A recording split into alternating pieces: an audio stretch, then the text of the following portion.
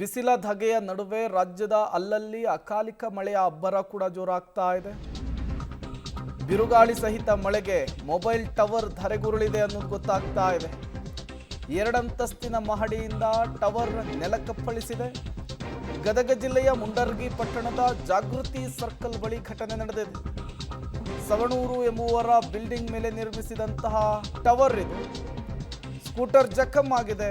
ಯಾವುದೇ ಪ್ರಾಣಹಾನಿ ಸಂಭವಿಸಿಲ್ಲ ಅನ್ನೋದು ಗೊತ್ತಾಗ್ತಾ ಇದೆ.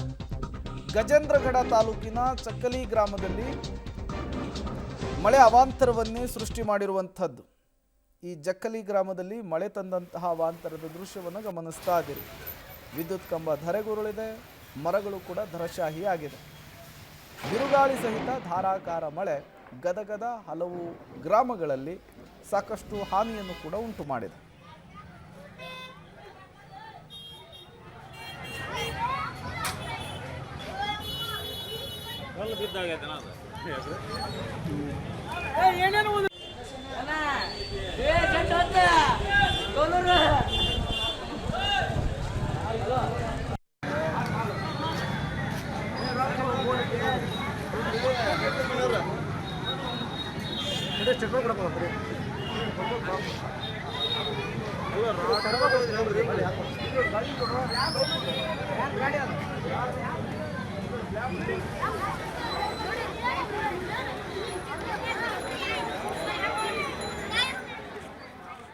ಬಿಸಿಲ ಅಬ್ಬರದ ನಡುವೆ ಗದಗದಲ್ಲಿ ಅಕಾಲಿಕ ಮಳೆ ಅವಾಂತರವನ್ನೇ ಸೃಷ್ಟಿ ಮಾಡಿದೆ.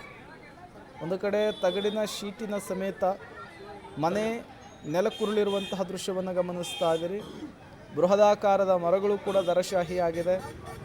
ಲೈಟು ಕಂಬವು ಕೂಡ ಧರೆಗುರುಳಿ ವಿದ್ಯುತ್ನಲ್ಲಿ ವ್ಯತ್ಯಯ ಉಂಟು ಮಾಡಿದೆ. ಮತ್ತೊಂದು ಕಡೆ ಮೊಬೈಲ್ ಟವರ್ ಒಂದು 2 ಅಂತಸ್ತಿನ ಮಹಡಿಯಿಂದ ನೆಲಕ್ಕಪ್ಪಳಿಸಿರುವಂತಹ ದೃಶ್ಯವನ್ನು ಗಮನಿಸ್ತಾ ಇದ್ದೀರಿ.